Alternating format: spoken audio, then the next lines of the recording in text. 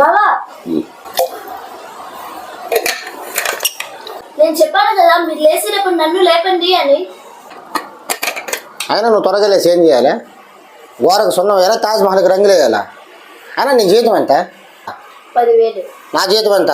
30,000. After 10,000 జీతం నిన్నే నేను లేపేది. A few minutes later. Office time అవుతా అండి. తినడానికి ఏముండే పెట్టు.